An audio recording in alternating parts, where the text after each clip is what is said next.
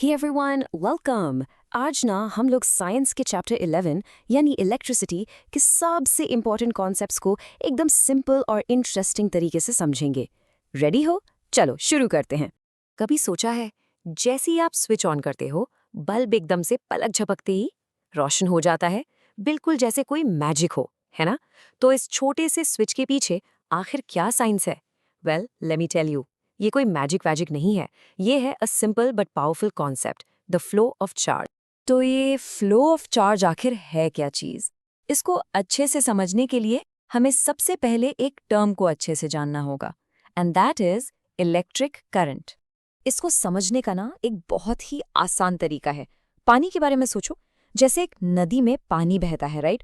उस बहते हुए पानी को हम क्या कहते हैं? Water current. बिल्कुल, बिल्कुल उसी तरह जब एक वायर के अंदर छोटे छोटे चार्जेस बहते हैं यानी फ्लो करते हैं, तो उसे हम कहते हैं electric current. See, it's that simple. Okay, so अब साइंस में है तो हर चीज को नापना तो पड़ेगा ही, राइट? तो इस करंट को मेजर कैसे करते हैं? उसके लिए एक सिंपल सा फॉर्मूला है, I is equal to Q upon T. अब ये I, Q, T क्या है? सिंपल। I है हमारा करंट, Q है टोटल चार्ज जो फ्लो हो रहा है, और T है टाइम, मतलब कितने टाइम में वो चार्ज फ्लो हुआ। ये फॉर्मूला गाइस एग्जाम्स के लिए सुपर इंपॉर्टेंट है, इसको तो बिल्कुल पक्का कर लेना। और हाँ, जैसे डिस्टेंस को मीटर में नापते हैं, करंट को हम नापते हैं एम्पियर में। इसको हम कैपिटल A से लिखते हैं। फन फैक्ट, ये नाम एक फेमस फ्रेंच साइंटिस्ट ऑन्द्रे मरी एम्पियर के नाम पर रखा गया है। ऑलराइट, सो हमने ये तो समझ लिया कि चार्ज फ्लो करता है और उसको करंट कहते हैं। पर ये करंट बहता कहाँ है? ऐसे हवा में तो नहीं बहता, राइट? इसको चलने के लिए एक प्रॉपर स्पेशल रास्ता चाहिए, और उसी कंप्लीट रास्ते को हम कहते हैं अ सर्किट। सोचो, ये सर्किट एक रेस ट्रैक जैसा है। रेस कार को पूरा चक्कर लगाने के लिए ट्रैक का कंटिन्यूअस यानी लगातार जुड़ा होना जरूरी है, और क्लोज्ड यानी बंद होना भी। कहीं से भी अगर ट्रैक टूट गया तो कार आगे जा पाएगी? नहीं ना। बस करंट का भी यही हाल है। अगर सर्किट कहीं से भी टूटा, करंट वहीं रुक जाएगा, गेम ओवर। तो हमारे घरों में जो स्विच होता है वो क्या काम करता है? वेल, वो इस रेस ट्रैक पर एक ड्रॉब्रिज की तरह है। जब ब्रिज नीचे है, ट्रैक कंप्लीट है। जब ब्रिज ऊपर उठ गया, ट्रैक टूट गया। स्विच का काम बस उसी कनेक्शन को जोड़ना या तोड़ना है। देखो, आसान है। जब स्विच ऑफ पोजीशन में है, इसका मतलब ब्रिज ऊपर है, रास्ता टूटा हुआ है, तो करंट बेचारा आगे जा ही नहीं सकता। No flow, bulb off. फिर आप आते हो और स्विच को ऑन करते हो, क्लिक, ब्रिज नीचे आ गया, रास्ता जुड़ गया, सर्किट हो गया कंप्लीट, और करंट पूरी स्पीड से दौड़ने लगता है। रिजल्ट, आपका बल्ब ग्लो कर जाता है। ओके, सो फार सो गुड। हमने करंट समझ लिया, सर्किट भी समझ लिया, लेकिन अब आते हैं इस कहानी के सबसे बड़े सवाल पर, द मोस्ट इम्पॉर्टेंट क्वेश्चन, जिसके बिना ये पूरी स्टोरी ही अधूरी है। सोचो, ये जो चार्जेस वायर के अंदर आराम से बैठे हैं, ये अचानक से चलना शुरू क्यों ही करते हैं? आखिर इनको धक्का कौन दे रहा है? कोई तो होगा ना जो इनको पुश कर रहा है आगे बढ़ने के लिए। ये अपने आप तो मूव नहीं करने वाले, राइट? चलो वापस अपने पानी वाले एग्जाम्पल पे चलते हैं। एक पाइप लो और उसको जमीन पर एकदम फ्लैट रख दो। क्या पानी उसमें अपने आप बहेगा? नहीं। लेकिन अगर आप पाइप का एक सिरा ऊपर उठा दो, तो पानी हाई लेवल से लो लेवल की तरफ अपने आप बहने लगेगा। क्यों? क्योंकि एक प्रेशर डिफरेंस क्रिएट हो गया। सेम टू सेम चीज चार्जेस के साथ होती है। उन्हें भी फ्लो करने के लिए एक इलेक्ट्रिक प्रेशर का डिफरेंस चाहिए, और फिजिक्स में इस इलेक्ट्रिक प्रेशर डिफरेंस को हम एक फैंसी सा नाम देते हैं, पोटेंशियल डिफरेंस। इसको हम वोल्टेज भी कहते हैं। बेसिकली ये वो काम है, यानी वर्क डन, जो एक चार्ज को सर्किट में एक जगह से दूसरी जगह धक्का देकर ले जाने में लगता है। इसका भी एक फॉर्मूला है, V equals W upon Q। यहाँ V है पोटेंशियल डिफरेंस, W है वर्क डन, और Q तो आप जानते ही हो, चार्ज। और पोटेंशियल डिफरेंस या वोल्टेज को हम नापते हैं वोल्ट में, कैपिटल V से इसको लिखते हैं, और ये नाम इटालियन फिजिसिस्ट एलेसैंड्रो वोल्टा के ऑनर में रखा गया है, जिन्होंने पहली बैटरी बनाई थी। तो सवाल ये है कि ये पोटेंशियल डिफरेंस आता कहाँ से है? वेल, इसका हीरो है हमारा इलेक्ट्रिक सेल या बैटरी। पता है बैटरी के अंदर क्या होता है? छोटे छोटे केमिकल रिएक्शंस। ये रिएक्शंस बैटरी के दो एंड्स यानी पॉजिटिव और नेगेटिव टर्मिनल्स के बीच में एक पोटेंशियल डिफरेंस क्रिएट कर देते हैं, और बस जैसे ही आप इस बैटरी को एक सर्किट से जोड़ते हो, यही डिफरेंस इन चार्जेस को जोरदार धक्का देता है और उन्हें पूरे सर्किट में घुमाने लगता है। ऑसम। तो अब हम करंट, सर्किट और पोटेंशियल डिफरेंस के बेसिक समझ चुके हैं। तो चलो अब इन सर्किट्स को पेपर पर ड्रॉ करने की एक स्पेशल लैंग्वेज सीखते हैं, द लैंग्वेज ऑफ सिंबल्स। सोचो, अगर आपको हर बार सर्किट बनाते वक्त पूरा बल्ब, पूरी बैटरी ड्रॉ करनी पड़े, कितना टाइम लगेगा, राइट? और ड्राइंग भी अजीब बनेगी। इसलिए to make life easy, scientist ने हर चीज के लिए एक सिंपल सा सिंबल बना दिया है। ये एक यूनिवर्सल कोड लैंग्वेज जैसा है। आप यहाँ बनाओ या अमेरिका में, सबको समझ आ जाएगा। तो इन्हीं सिंबल्स को यूज करके हम एक एकदम neat and clean circuit diagram बना सकते हैं। चलो देखते हैं एक सिंपल सर्किट में क्या क्या होता है। पहले एक सेल जो पुश का सॉर्स है, फिर एक प्लग की यानी हमारा स्विच, एक बल्ब जो रोशनी देगा, एक एम्मीटर जो करंट को मेजर करेगा, और इन सबको जोड़ने के लिए कनेक्टिंग वायर्स। That's it. तो दोस्तों, आज हमने दो जबरदस्त चीजें समझी। एक, चार्ज का फ्लो यानी करंट, जिसे हम आई से लिखते हैं, और दूसरा उस फ्लो के पीछे का पुश यानी पोटेंशियल डिफरेंस, जिसे हम वी से लिखते हैं। अब मैं आपके लिए एक सवाल छोड़कर जा रहा हूं, दिमाग लगाना। क्या इस पुश वी और फ्लो आई के बीच कोई कनेक्शन हो सकता है? मतलब अगर हम धक्का यानी पोटेंशियल डिफरेंस बढ़ा दें तो क्या फ्लो यानी करंट पर कोई असर पड़ेगा? सोचना इसके बारे में। इस मिस्ट्री को हम सॉल्व करेंगे अपने अगले सेशन में। Hello students, welcome to part 2 of chapter 11। आज हम इलेक्ट्रिसिटी के एक बहुत ही इंपॉर्टेंट, एकदम फंडामेंटल कॉन्सेप्ट को समझेंगे, ओम्स लॉ और रेजिस्टेंस। रेडी है? चलिए शुरू करते हैं एक पजल के साथ। सोचो, आपके घर में एक हीटर है और एक फोन चार्जर। एक चीज इतनी गर्म हो जाती है और दूसरी बस आपका फोन चार्ज करती है। दोनों कितने अलग काम करते हैं, राइट? पर इनमें एक चीज बिल्कुल कॉमन है। क्या हो सकती है वो? इस एक्सप्लेनर के एंड तक आपको इसका जवाब मिल चुका हो।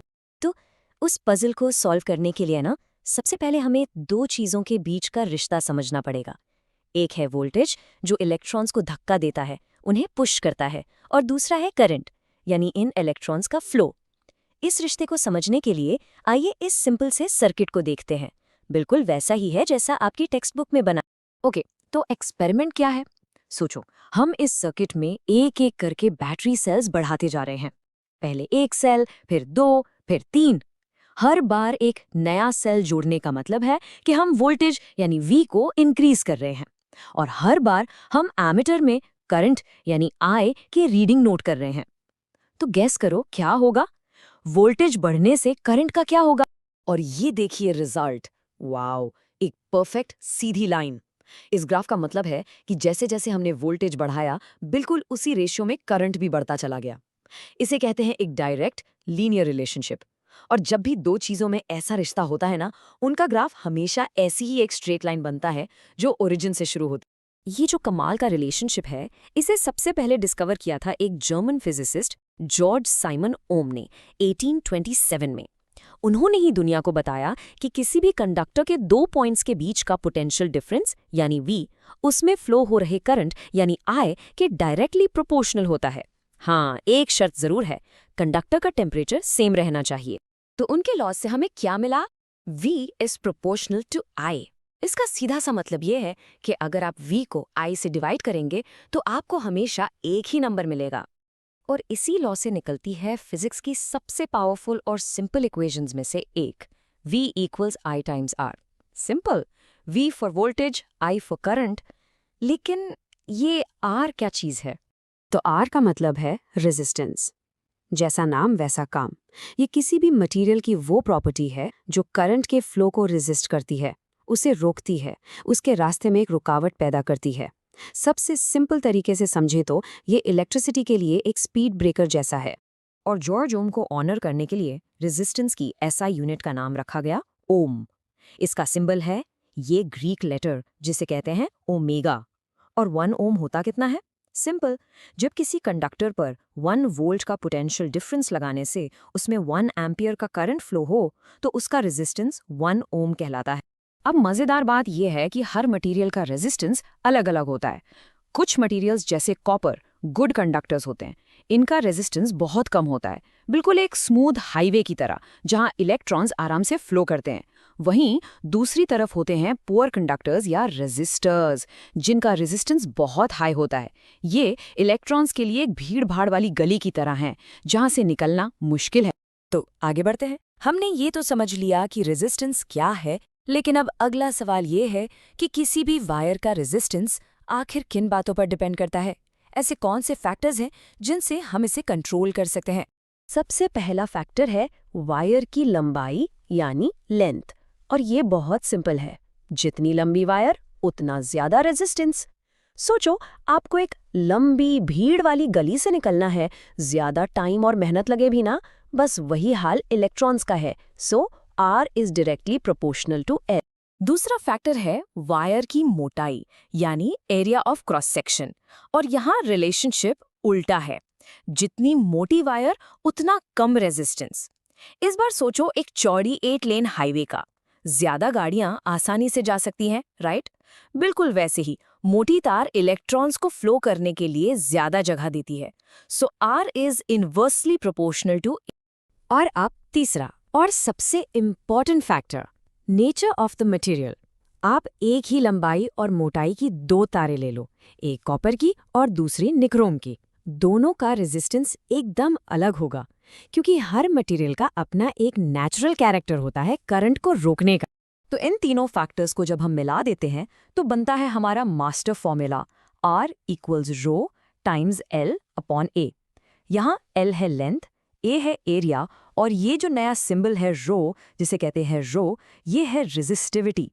रेजिस्टिविटी हर मटेरियल की अपनी खास प्रॉपर्टी है, उसकी पहचान है, और फिंगरप्रिंट यू कुड से। चलो इस टेबल को देखते हैं। सिल्वर, जो कि एक फैंटास्टिक कंडक्टर है, उसकी रेजिस्टिविटी देखो कितनी कम है, 10 की पावर -8, बहुत कम। अब देखो निक्रोम, जो एक अलॉय है, उसकी रेजिस्टिविटी काफ़ी ज़्यादा है। और अब देखो ग्लास, जो एक इंसुलेटर है, उसकी रेजिस्टिविटी तो 10 की पावर 10 से भी ऊपर है। इन नंबर्स में ज़मीन आसमान का फ़र्क है। और इसी से हमारे पजल का पहला क्लू मिलता है। हीटर्स और टोस्टर्स के अंदर जो कॉइल्स होती हैं, वो निक्रोम जैसे एलॉयज की क्यों बनती हैं? सिंपल, क्योंकि इनकी रेजिस्टिविटी बहुत हाई होती है। जब करंट इस हाई रेजिस्टेंस से टकराता है तो वो हीट में बदल जाता है और कॉइल लाल हो जाती है। प्लस एलॉयज हाई टेम्परेचर पर आसानी से जलते या पिघलते नहीं हैं। और इसका ठीक उल्टा सोचो, जो बड़ी बड़ी बिजली की तारें होती हैं, वो कॉपर या एल्यूमिनियम की क्यों बनती हैं? क्योंकि इनकी रेजिस्टिविटी बहुत लो होती है। हमें पावर को दूर तक भेजना है, उसे रास्ते में हीट बनाकर वेस्ट थोड़ी ना करना है। इसलिए हम ऐसे मटेरियल्स यूज करते हैं जो करंट को कम से कम रोकें। आइए एक प्रैक्टिकल एग्जांपल देखते हैं। मान लो आपके घर में 220 वोल्ट्स की सप्लाई आ रही है। एक बल्ब जिसका रेजिस्टेंस काफी हाई है, 1200 ओम्स, वो सिर्फ 0.18 एम्पियर करंट लेता है। लेकिन एक हीटर जिसका रेजिस्टेंस काफी कम है, सिर्फ 100 ओम्स, वो 2.2 एम्पियर करंट खींचता है। देखा, सेम वोल्टेज पर जिसका रेजिस्टेंस कम, उसने कितना ज्यादा करंट ड्रॉ किया। तो चलिए अपने शुरू के सवाल पर वापस आते हैं। हीटर और फोन चार्जर में आखिर क्या कॉमन है? जवाब है रेजिस्टेंस का स्मार्ट इस्तेमाल। दोनों ही डिवाइसेस इस स्पीड ब्रेकर का फायदा उठाते हैं, बस अलग अलग तरीके से। हाँ, रेजिस्टेंस करंट को रोकता है, उसके फ्लो को कम करता है। लेकिन अब आप ही सोचिए, अगर ये रुकावट ना होती तो क्या आपका हीटर कभी गर्मी दे पाता? कभी कभी चीजों को कंट्रोल करने के लिए स्पीड ब्रेकर्स जरूरी होते हैं। What do you think? Hey everyone, कैसे हो आप सब? चलो आज इलेक्ट्रिसिटी चैप्टर का एक super duper important topic master करते हैं। रेजिस्टर्स को आखिर कनेक्ट कैसे किया जाता है। ये कॉन्सेप्ट आपके बोर्ड एग्जाम्स के लिए बहुत ही क्रूशियल है, तो बिल्कुल फोकस के साथ सीधा इसमें डाइव इन करते हैं। अच्छा, शुरुआत एक सवाल से करते हैं। हम सब ने दिवाली में घरों में लड़ियां यानी फेस्टिव लाइट्स तो लगाई ही हैं, राइट? पर कभी सोचा है यार कि अगर उस पूरी लड़ी का सिर्फ एक छोटा सा बल्ब भी फ्यूज हो जाए तो पूरी की पूरी लड़ी ही काम करना बंद कर देती है। अजीब है ना? वेल, टेंशन नॉट, आज हम साइंस की पावर से इस मिस्ट्री को सॉल्व करके ही रहेंगे। इस मिस्ट्री को सॉल्व करने के लिए ना हमें 2 टीम्स से मिलना पड़ेगा। तो पेश है हमारी पहली टीम, टीम सीरीज। जैसा इसका नाम है, बिल्कुल वैसा ही इसका काम है। इनका एक ही सिंपल सा मोटो है, सिर्फ एक रास्ता। तो आखिर टेक्स्ट बुक डेफिनेशन क्या कहती है? जब रेजिस्टर्स को एंड टू एंड यानी एक के ठीक बाद दूसरे को एक सिंगल लाइन में जोड़ा जाता है तो उसे हम सीरीज कनेक्शन कहते हैं। पता है बिल्कुल कैसा? जैसे स्कूल असेंबली में हम सब एक के पीछे एक लाइन में खड़े होते हैं, बस बिल्कुल वैसा ही। अब जरा इस डायग्राम को देखो, ये आपकी बुक से ही है। देख रहे हो कैसे R1, R2 और R3 सब ट्रेन के डिब्बों की तरह एक ही लाइन में लगे हैं। करंट बेचारे के पास आगे जाने के लिए लिटरली सिर्फ एक ही रास्ता है, कोई दूसरा ऑप्शन ही नहीं है, कोई शॉर्टकट नहीं। उसको पहले R1 से गुजरना पड़ेगा, फिर R2 से और फिर R3 से।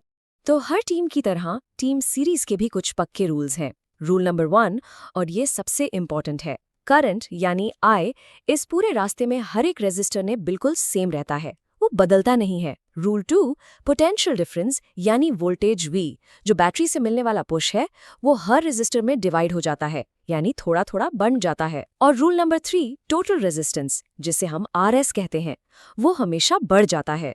लॉजिकल है, रास्ते में जितनी रुकावटें होंगी टोटल रुकावट उतनी ही बढ़ेगी। ऑलराइट, अब थोड़ा सा मैथ्स टाइम। अरे घबराना मत, इसका फॉर्मूला इतना ज़्यादा लॉजिकल और आसान है ना कि आपको मज़ा आ जाएगा। चलो देखते हैं ये सब जुड़ता कैसे है। याद है हमने अभी कहा था कि वोल्टेज डिवाइड हो जाता है? बस वही रूल यहाँ काम आएगा।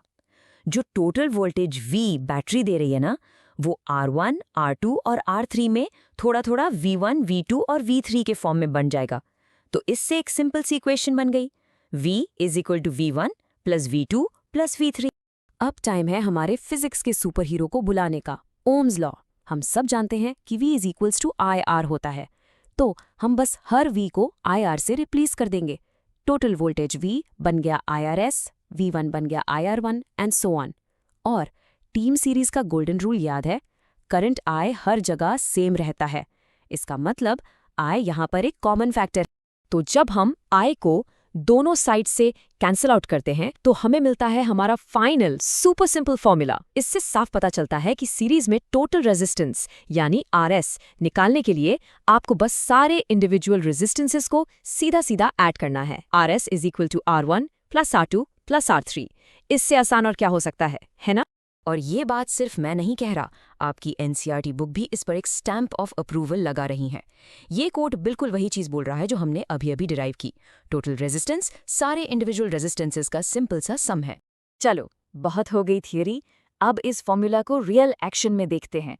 आपकी टेक्स्ट बुक का ही एग्जाम्पल 11.7 सॉल्व करते हैं। रेडी हो? Let's do this together. Okay, तो ये रहा हमारा सर्किट। सीन सिंपल है, एक इलेक्ट्रिक लैंप है जिसका रेजिस्टेंस है 20 ओम्स। उसके साथ सीरीज में यानी सी लाइन में एक कंडक्टर लगा है 4 ओम्स का, और इस पूरे सेटअप को पावर दे रही है एक 6 वोल्ट की बैटरी। सिंपल सेटअप है, राइट? इस प्रॉब्लम को ना हम 3 सिंपल स्टेप्स में क्रैक करेंगे। पहले हम टोटल रेजिस्टेंस RS निकालेंगे, फिर ओम्स लॉ यूज करके टोटल करंट I फाइंड करेंगे, और आखिर में हम लैंप और कंडक्टर के अक्रॉस इंडिविजुअल वोल्टेज यानी V1 और V2 कैलकुलेट करेंगे। चलो शुरू करते हैं। Step 1, total resistance. फॉर्मूला क्या था? बिल्कुल सही, RS is equal to R1 plus R2। यहाँ R1 है 20 ओम्स और R2 है 4 ओम्स। दोनों को ऐड करो and we get 24 ohms. Simple as that. इस पूरे सर्किट का कंबाइंड रेजिस्टेंस है 24 ओम। Step 2, total current. एक बार फिर हमारा दोस्त ओम्स लॉ हाजिर है। I is equal to V by R। Total voltage है 6 वोल्ट्स और टोटल रेजिस्टेंस हमने अभी कैलकुलेट किया 24 ओम्स। तो 6 डिवाइडेड बाय 24 इज 0.25 एम्पियर्स। मतलब इस पूरे सर्किट में 0.25 एम्पियर्स का करंट दौड़ रहा। ओके, तो टीम सीरीज से तो हमारी अच्छी खासी दोस्ती हो गई। अब मिलते हैं इसकी राइवल टीम से, टीम पैरेलल, और इनका फंडा बिल्कुल उल्टा है। ये कहते हैं सबके लिए अलग अलग रास्ते। जरा इस पैरेलल सर्किट के डायग्राम को गौर से देखो। देख रहे हो कैसे करंट पॉइंट X पर आकर एक चौराहा मिलने पर R1, R2 और R3 3 अलग अलग रास्तों में डिवाइड हो जाता है। बिल्कुल जैसे एक मेन हाईवे आगे जाकर 3 छोटी छोटी गलियों में बढ़ जाता है। यही पैरेलल कनेक्शन है। यहाँ करंट को चॉइस मिलती है। और अब इन दोनों टीम्स का आमना सामना, द अल्टीमेट शोडाउन। इस टेबल को ध्यान से देखो। मैं तो कहूंगी इसका एक स्क्रीनशॉट ले लो, एग्जाम रिवीजन के लिए गोल्ड माइन है। देखो, सीरीज में एक रास्ता, पैरेलल में मल्टीपल। सीरीज में करंट सेम रहता है तो पैरेलल में करंट डिवाइड हो जाता है। और वोल्टेज का क्या? सीरीज में डिवाइड होता है लेकिन पैरेलल में हर रास्ते पर सेम रहता है। बिल्कुल उल्टे हैं ये दोनों। तो चलो अब सारी नॉलेज के साथ वापस चलते हैं अपने ओरिजिनल सवाल पर। दिवाली लाइट्स की वो मिस्ट्री, अब उसे सॉल्व करने का टाइम आ गया है। The moment of truth. और आखिरकार ये रही पूरी कहानी। दिवाली लाइट्स जोड़ी जाती हैं सीरीज में, एक ही रास्ता। तो अगर एक बल्ब भी फ्यूज हुआ, मतलब वो रास्ता, वो ब्रिज बीच में से टूट गया। करंट आगे जा ही नहीं सकता और इसलिए पूरी लड़ी बंद। लेकिन हमारे घरों की वायरिंग होती है पैरेलल में, अलग अलग रास्ते। अगर आपने टीवी बंद किया तो करंट एसी या फैन तक अपने दूसरे रास्ते से आराम से पहुंच जाता है, इसलिए बाकी चीजें चलती रहती। तो अब आखिरी सवाल आपके लिए। अब जब आप सीरीज और पैरेलल दोनों को इतने अच्छे से समझ गए हैं तो इस पर सोचो, आखिर हाउस होल्ड यूज के लिए पैरेलल कनेक्शन ही बेहतर क्यों है? सीरीज के ऊपर इसके क्या क्या एडवांटेजेस हैं? इस पर थोड़ा सोचो, थोड़ा डिस्कस करो और अपने कॉन्सेप्ट्स को रॉक सॉलिड बना लो। मिलते हैं अगली एक्सप्लेनर में। Hey everyone! So, have you ever stopped to think about what connects the wiring in your house to your phone getting all warm? Well, today we're going to unlock the secrets behind two super interesting topics from your textbook, parallel circuits and the heating effect of current. And we're going to do it in a way that's really simple and fun. Alright, so here's our game plan for today. First up, we'll solve the mystery of those tricky Diwali lights. Then, we'll check out the smart wiring that powers our homes. After that, we're going to tackle the big question, why do our gadgets get so hot? And finally, we'll see how this heat can sometimes be a hero. Ready to jump in? Let's do it. Okay, first things first. Let's talk about a mystery that I'm sure we've all faced during festivals, especially around Diwali. You know those decorative fairy lights, right? One tiny little bulb goes out and boom, the whole string just dies. Then you have to start that impossible mission of finding the one faulty bulb. It's so annoying, isn't it? But you know what? There's some pretty simple science behind it. So, why does that happen? The whole secret is in the wiring. It's a classic case of series versus parallel circuits. So look, in a series circuit, the current has only one single path to follow, like a one-way street. If that road gets blocked anywhere, say a bulb fuses, the whole traffic stops. Everything shuts down. But in a parallel circuit, the current has multiple highways it can take. One road is closed? No big deal. The current just finds another route and keeps on flowing. So that makes one thing crystal clear. There's no way we could use series wiring in our homes. Can you just imagine? One bulb blows and your whole house goes dark? That's exactly why our homes use a much smarter system, the parallel connection. Let's take a closer look at how this actually works. Just think of the main current, I, coming from the battery, like a big river. As it flows forward and finds different branches, that water splits into smaller streams. In this case, I1, I2, and I3. Pretty simple, right? That's why the total current is just the sum of the currents in all those individual branches. And this diagram shows that concept perfectly. See how the current has three different paths to choose from? It can go through R1, R2, or R3. And that right there is the biggest advantage of parallel wiring. You can turn one appliance off and all the others just keep working without any trouble. Okay, I know this formula can look a little scary at first, but the logic behind it is actually super simple. Imagine you're at a mall with only one checkout counter. The line's going to be huge, right? That's high resistance. But what happens if you open up 10 more counters, which are like parallel resistors? Well, the crowd clears out much faster. The total resistance goes down. More paths mean less of a traffic jam. It's as simple as that. All right, let's walk through a typical exam problem together. Now remember, the golden rule of parallel circuits. The voltage stays the same across every single branch. Here, it's 12 volts. But since the resistance in each branch is different, the current is also going to be different, according to Ohm's law. And the total current? Well, you just add the three currents up, and you get 4 amps. So, the mystery of our home wiring is officially solved. But that actually brings up another question. Have you ever wondered why your phone charger or your laptop gets warm when you're using it? What's going on there? The answer to that question is something called the heating effect of current. And, the heat that you feel, it's not a glitch or a problem, it's actually a fundamental principle of electricity. Let's break it down. So basically, whenever a circuit is made up of just resistors, all the energy from the battery gets converted directly into heat. Think of it like electrons trying to push their way through a really crowded street. All that pushing and shoving, that's the resistance, is going to generate some energy, right?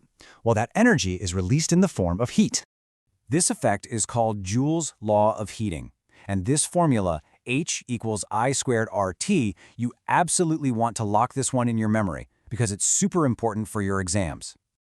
So what is this formula really telling us? It says that the heat produced depends on three things. First, the square of the current. This means if you double the current, the heat increases by 4 times. Wow! Second, the resistance. The more resistance, the more heat. And third, time. The longer the current flows, the more heat you're going to get. Now, a warm phone might seem like a waste of energy, kind of like a villain. But when that same heat is used smartly, it can actually become a hero, and even a protector. Engineers have found some really clever ways to put it to good use. Your electric iron, toaster, oven, kettle, heater, all of these everyday household items work because of Joule's law. They're actually designed specifically to generate heat from an electric current. Even creating light is a great application of this. The filament inside an electric bulb is made of tungsten, which has an incredibly high melting point of 3,380 degrees Celsius. The whole goal is to get that filament so hot that it starts to glow and give off light, but without actually melting. And this heat also acts as a protector in a form of an electric fuse. A fuse is like a selfless soldier for your circuits. When the current surges to a dangerous level, the fuse heats up and melts, breaking the circuit. It sacrifices itself to save your expensive TV or your fridge from getting damaged. So, you're basically a secret agent who knows all about Joule's law. For your mission today, I want you to look around your house and think, what other devices are using this superpower? A hairdryer, maybe? A geyser? Let me know what you find in the comments below. That's your challenge for today. Thanks for joining me.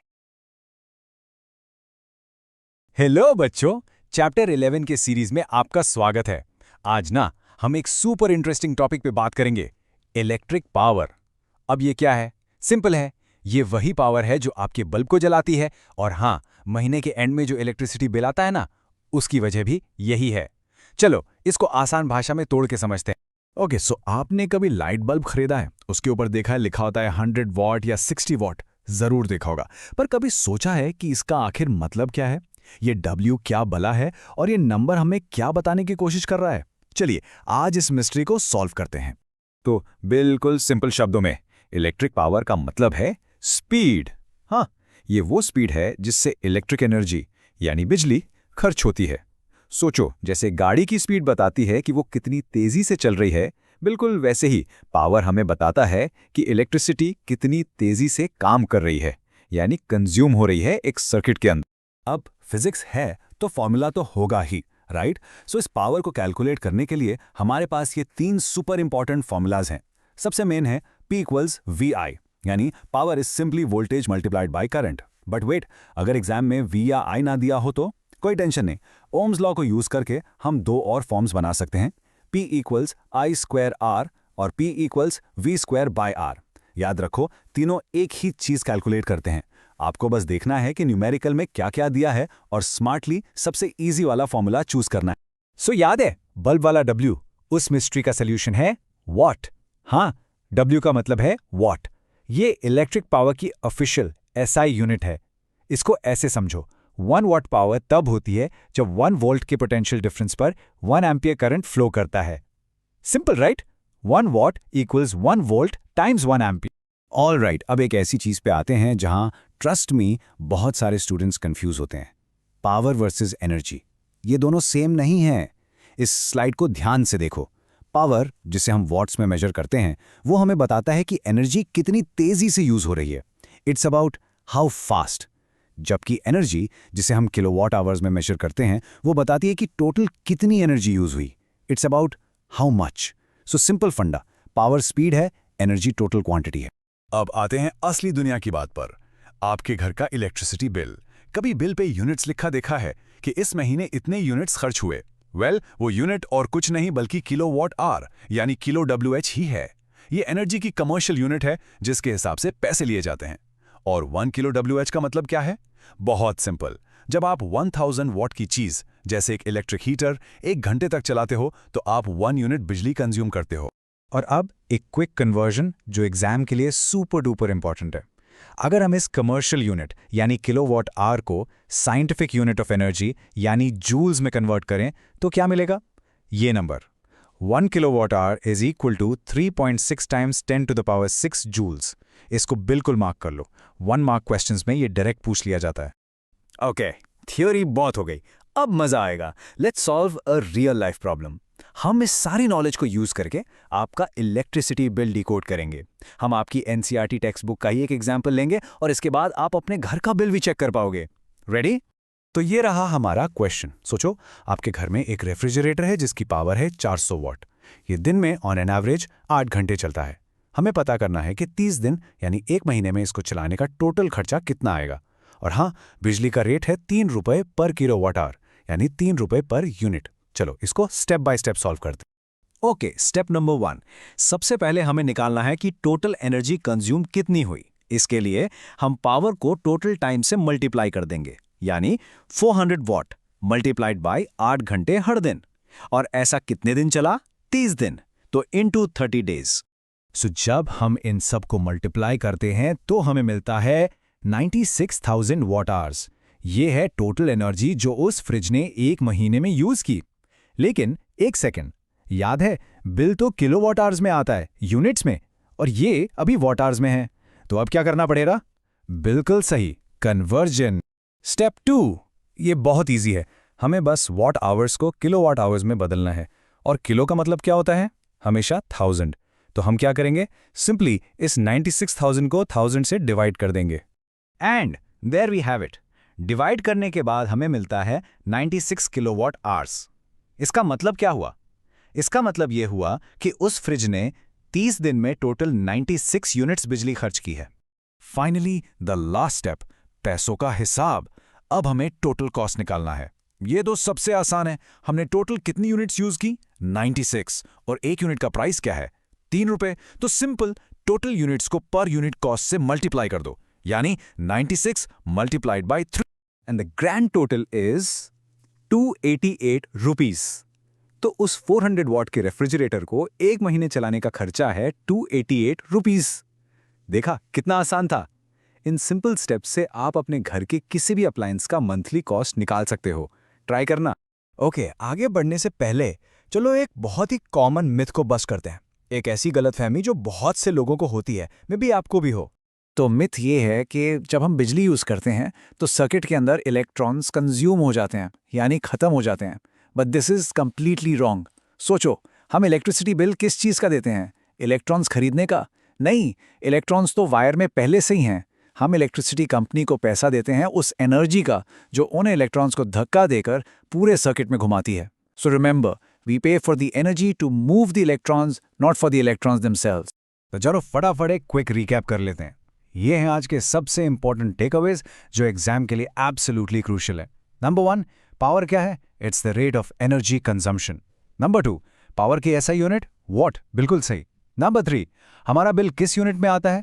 The commercial unit is kilowatt hour यानी kWh। और number 4, वो important conversion, 1 kilowatt hour equals 3.6 into 10 to the power 6 joules. इनको बिल्कुल भूलना मत।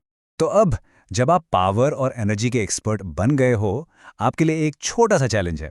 अपने घर में देखो और सोचो कौन सा अप्लायंस सबसे ज्यादा बिजली खाता होगा? एसी, गीजर या माइक्रोवेव? जाओ उनकी पावर रेटिंग चेक करो और आज जो मेथड सीखा है उससे कैलकुलेट करने की कोशिश करो। I am sure you'll be surprised. चलो मिलते हैं अगले एक्सप्लेनर में। तब तक keep exploring and keep learning.